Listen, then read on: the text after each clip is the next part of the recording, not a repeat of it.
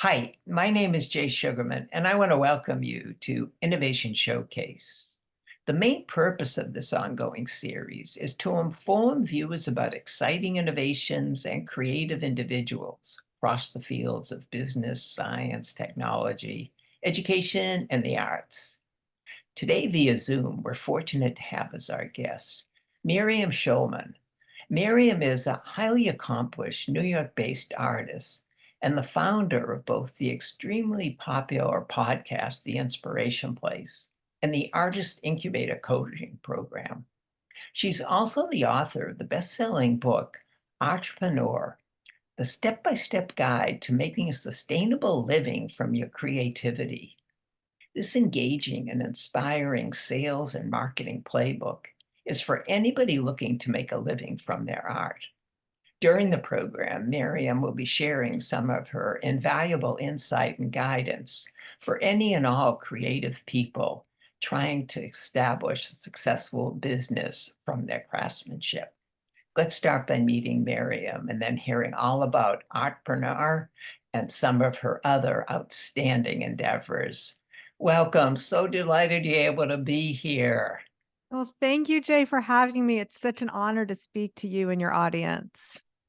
I had such a good time reading the book, learned so much from it, eager to find out more and have you inform viewers. But before we jump right to that, I also think it would be interesting if you just take a little time, briefly share a little bit more about your background, perhaps some of your artistic, professional interests, please.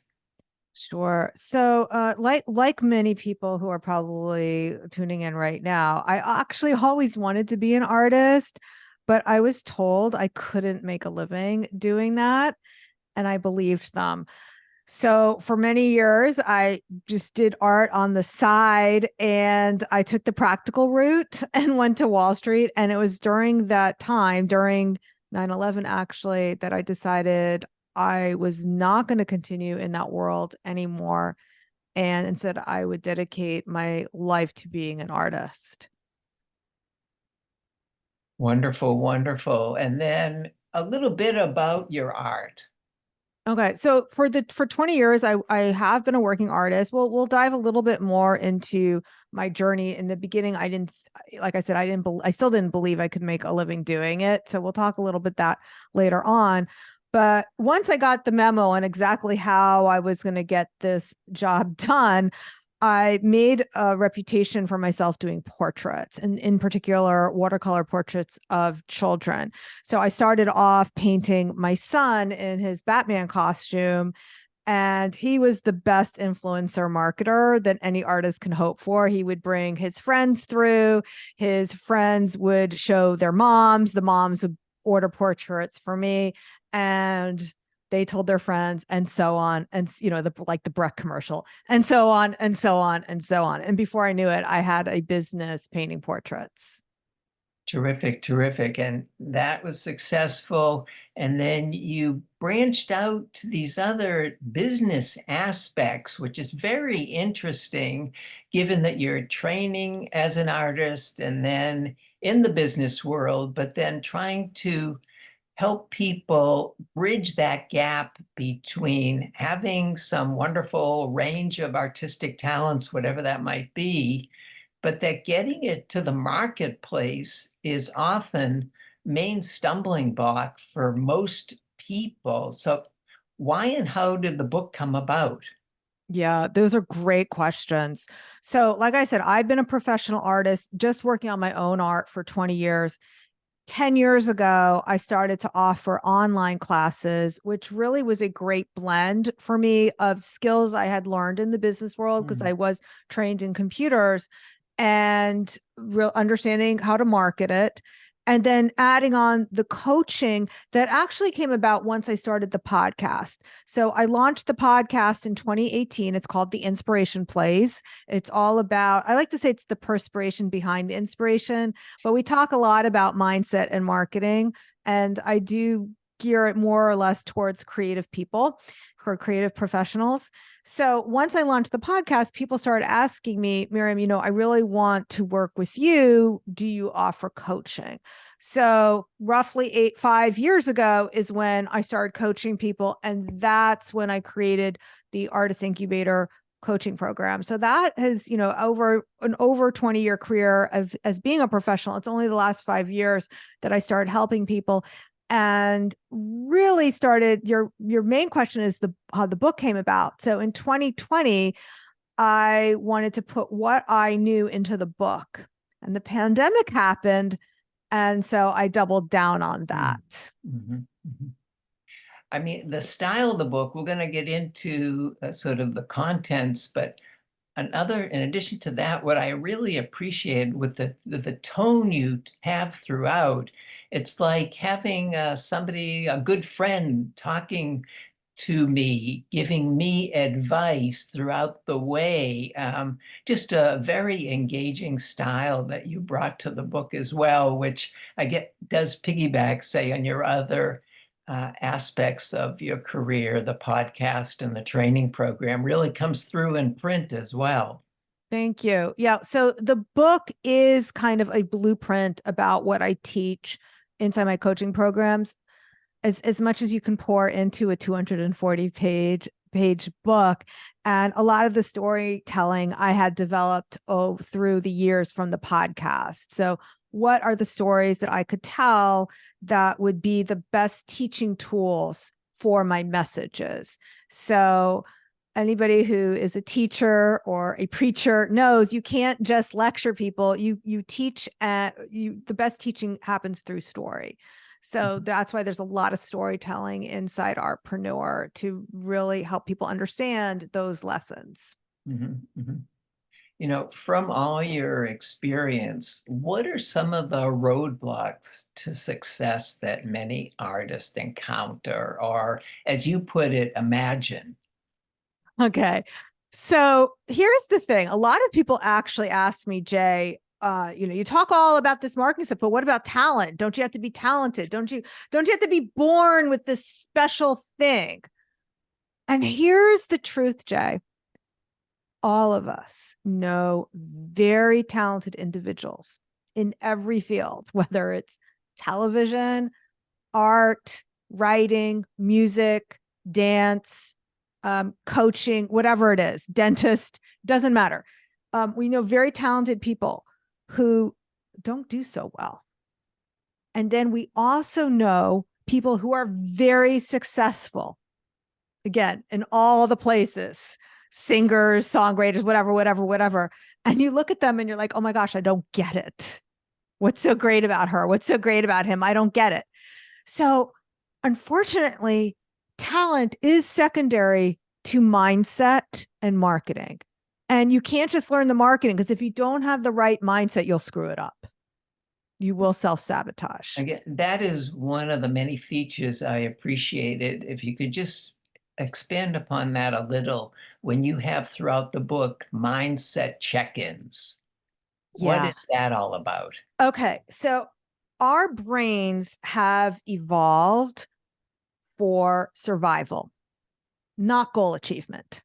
So anytime that our brain senses that we're about to do something that's a little risky, that's something we've never done before, so it's uncomfortable. So we have some discomfort around trying something new because the brain likes to be in habit. It likes to do the same things over and over again. That's safe.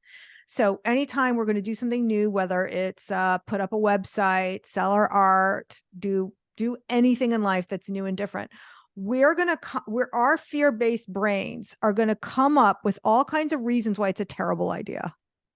So now here's the thing. We don't perceive these as excuses, because these are really, they're doubts, but these stories that we tell ourselves about why this thing won't work, they feel true to us. They feel like these are the facts.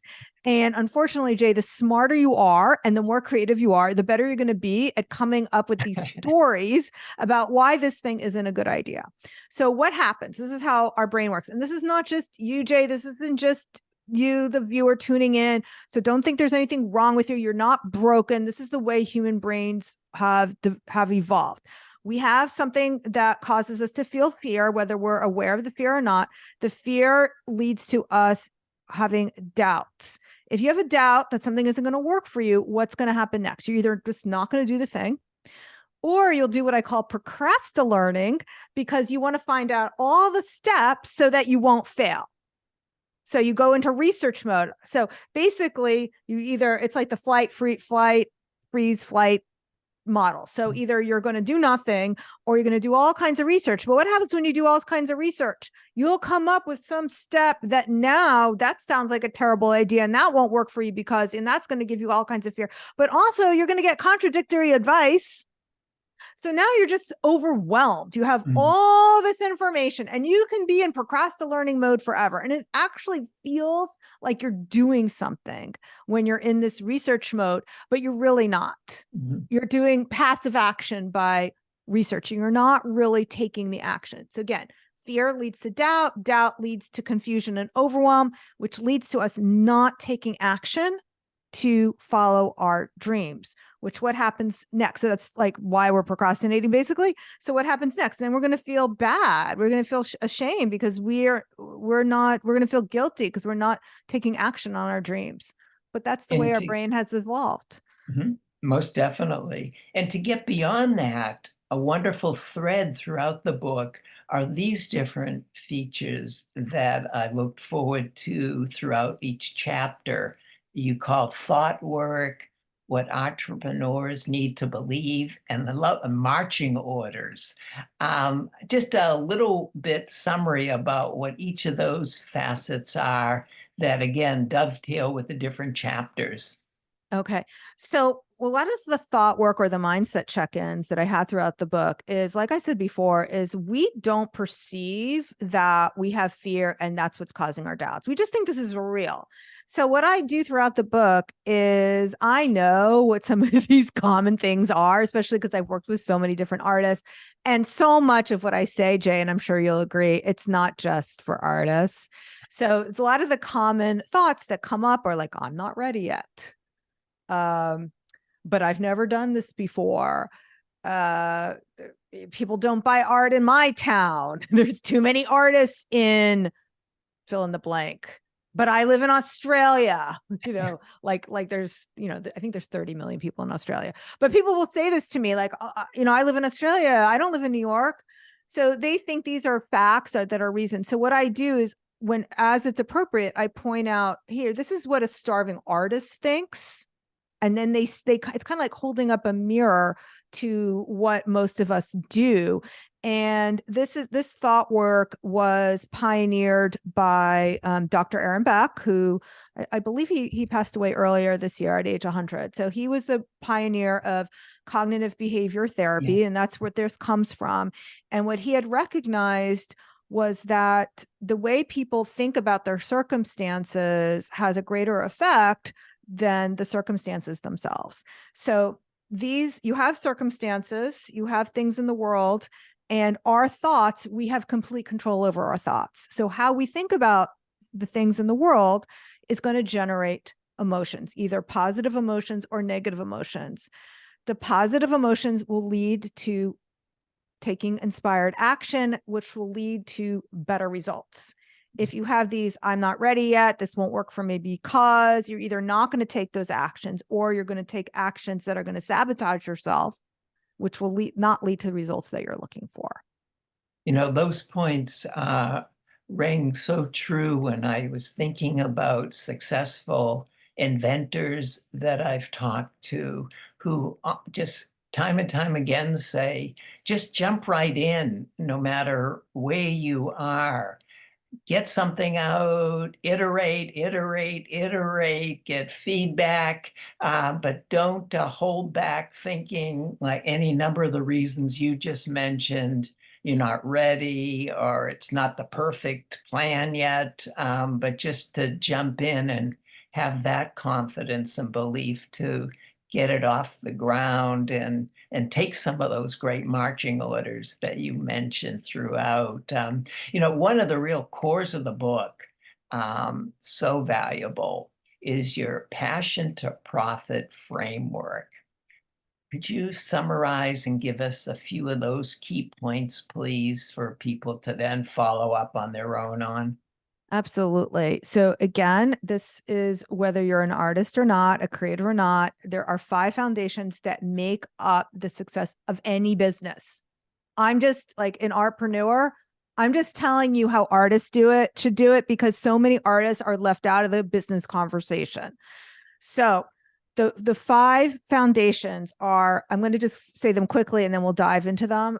So we have pricing, production, prospecting, promotion, and productivity. Those are the 5 foundations. It doesn't matter if you're selling sneakers. It doesn't matter if you're selling paintings. It doesn't matter what you are selling. You don't even, I mean, basically anything that you are, could be a service-based industry too, anything that you're collecting money for. So pricing is obvious. What are you pricing it at? Again, starving artists think cheaper is easier to sell. I build a very strong case that it isn't inside my book. Production is not so much how much you enjoy creating your things, whatever it is, but what is your capacity to produce? So a lot of the times what I see as the problem with many entrepreneurs, artists included, is that maybe they have things, they're pricing something that they can't sell enough of it. So the pricing and the production, they definitely work hand in hand, that they can't sell enough of it to reach their goals. And they just haven't done the basic math. And it's not even calculus. Are you a website producer? Well, how long does it take you to produce a website? And how many websites can you produce in a year? And does that, this times that equal the salary? And a lot of people don't do that. When I pointed out to them, hey, you need to sell 10,000 $5 greeting cards to get to your goal. And they realize, oh, okay. So you either have to change what you're producing, change your prices. Something has to change in those 2 categories. The next thing is prospecting. That is building your audience. And the number one way to build your audience is email. That is the biggest ROI that no matter what you'll see. So if you see charts, the lowest return on investment, sorry to your advertisers, but TV and radio are the lowest. Mm. And the third lowest is social media. And I see so many artists spending so much time on social media. And then I forget the exact order, but I think it's like video, print ads, affiliate marketing, which would be like a gallery is like an affiliate. And at the very top, the king of them all is email. I know the figures that you provided for that research were shocking. I definitely wouldn't have pegged things in that order. So that in itself was worth finding out for sure, especially for the self-marketing. And the couple of other parts that are included in the framework. Yeah. So we talked about prospecting. So promotion is selling. We all know we have to sell whatever it is that we're offering. And finally is productivity. So are you procrastinating? Are you spinning? Are you stuck? Are you actually taking daily inspired action to meet your goal? So those are the 5 areas. And again, like I said, it's obvious that these 5 areas are for every business person, not just artpreneurs. And another wonderful feature toward the end of the book is your 7-step process for goal attainment. Again, it could go for any profession endeavor. Could you highlight some of the key ideas that you're trying to get across and share with readers? Yeah. So the number one thing is to write it down. So most people don't, first of all, most people don't even make goals. So you even just thinking about the goal, you're already one step ahead. They make resolutions rather than goals. So here we are. I don't know, when is this airing, in December or January? December, the end of December, probably. Okay, this is perfect for you. So those of you who are watching, what I suggest you do, if you write it down, you are 80% more likely to achieve it. And what happens when you write down your goal, that your brain goes to work. The left side of the brain and the right side of the brain will start working together to start looking for ways to achieve your goal. So just that step one, the very act of writing it down, is going to help you so much, whatever your goal happens to be. Do you want me to walk through the 7 steps? Do we have time for that? Yeah, just quick bullet points would be great. Sure. Okay. If you need to know where you're going and get the big picture, that's step 2. Step 3 would to break it down into bite-sized chunks. A lot of people get overwhelmed when they only look at the big picture, but if you break it down, that really helps you. Step 4 is just to track your progress. See if what you're doing is working. If it's not, change it. It's not about giving up the goal. Keep going. It's like you said with inventors, Thomas Edison, 1,000 ways that the light bulb didn't work. I just need to find 1,001. Step 5 is to celebrate. That keeps you motivated when you celebrate what's going right. So many people look at where they are and where they want to go, and they're focused only on the gap, not celebrating the wins, not celebrating the gains. Again, we do that not because there's something wrong with us, but that's how the human brain has evolved. Step 6 is to get help. Get help. Get help, whether that's a business babysitter that I talk about in Artpreneur, get help, whether that's a mentor, a coach, an advisor. So help from above, help from below. And finally, step 7, which is something we've been talking about all along, is how to manage your mind. Because if you don't got the mindset right, you'll self-sabotage. You mentioned that many of us don't write things down. And again, another nice feature that you talk about throughout and can be used with some of the points you were just making was the value of journaling. Would you share some thoughts about that and how that can be useful no matter what you're into, what type of craft or art you happen to be doing? Yeah, journaling is so important. It serves many functions. So, first of all, there is just the downloading of things you might be ruminating on. So, you know how many of us we start to sound like a broken record in our own minds, and we're thinking it over and over again. Once you put it down, your brain says, okay, I don't have to keep worrying about this and reminding Miriam that there's this scary thing out there that she's worried about because she wrote it down. Mhm. And that's why actually writing your to-dos down really helps you. I know that the author of How to Get Things Done, and the name is escaping me right now, David Allen, is that right? David Allen, How to Get Getting Things Done. So what he says is if you, like, let's say you have a task like taxes, that every time you think about I have to do my taxes, your brain can't tell the difference between doing the thing and imagining the thing. So every time you think about you have to do this task, it stresses you out. But if you write it down, then it's like your brain says, oh, she wrote it down. I don't have to keep reminding her to do it. So there's that. Now I have a beautiful art journal practice, and not only, so I have it actually right in front of me. So I'm trying to pick one that I feel like I can share that doesn't have any naughty words on it. Okay, so I have a day planner, and what I do is I put my affirmations in here. So like this, and I do several different things in here. One is I will put something that I want to achieve, like we talked about. You put your goals in there. It's something that you can look at. I also put in things that I want to manifest in my life. That's also like the goal, but I also put in things that I'm celebrating. So I sold 5,000 books. I will put that in. I sold 6,000 books. I'll put that in. So I will celebrate those things. And then I also put in affirmations. I don't think I talk about this that much in this book. It will definitely be in my next book. So something that you think all the time it becomes a habit of thought. If you think something over and over again, it then becomes a belief. A belief is just a habit of thought. Mm. And that's how you end up with either a limiting belief or an empowering belief, a starving artist belief or an abundant artist belief.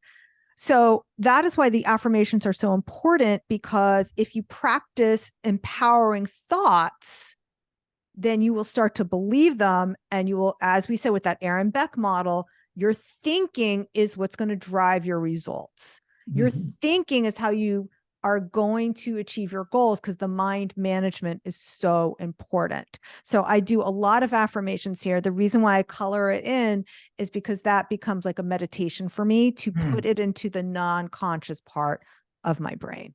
Mhm. What's been some of the reaction and feedback to the book so far?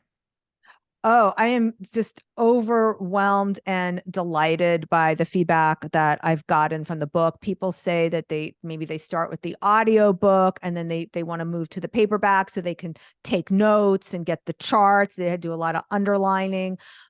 People have read the book 2 and 3 times. They listen to the audiobook 2 or 3 times. So I'm just overwhelmed and delighted and thrilled by the response that I've gotten over this book. Yeah, no, after you go through it once, it's just a wonderful reference to keep going back to.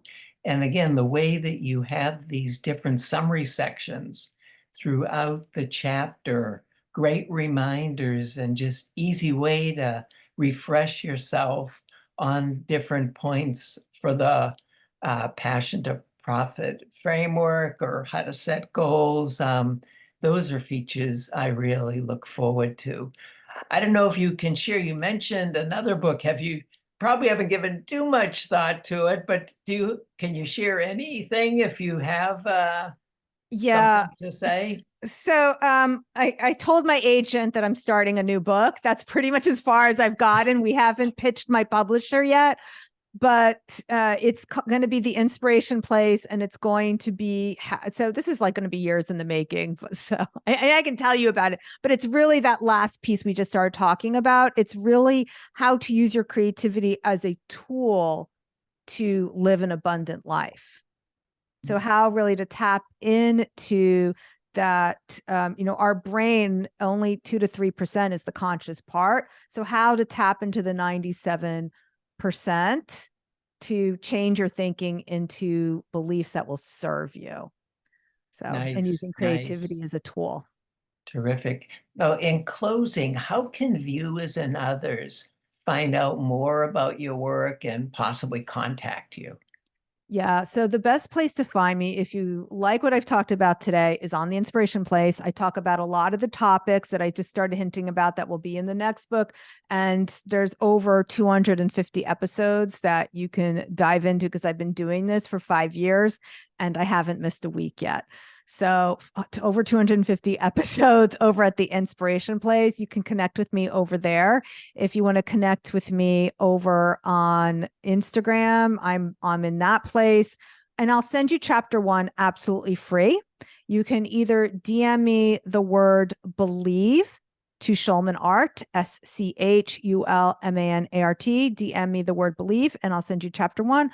Or you could go to schulmanart.com/believe and enter your name and email, and I'll send you chapter 1 absolutely free. Terrific, terrific. Well, as I said at the outset, learned so much from your work. Eager to hear more of the podcasts that I've missed, and thankful that there are hundreds more that I can catch up on. And again, really appreciate you and thank you for taking all the time to be here and give us more insight to the terrific work you've been doing and the valuable guidance that you're able to provide any number of individuals. So continued success with all upcoming endeavors, Miriam. Oh, thank you so much. I'm so grateful to have had this time with you. Also want to thank those of you watching for joining us and hope you'll be able to tune in next time.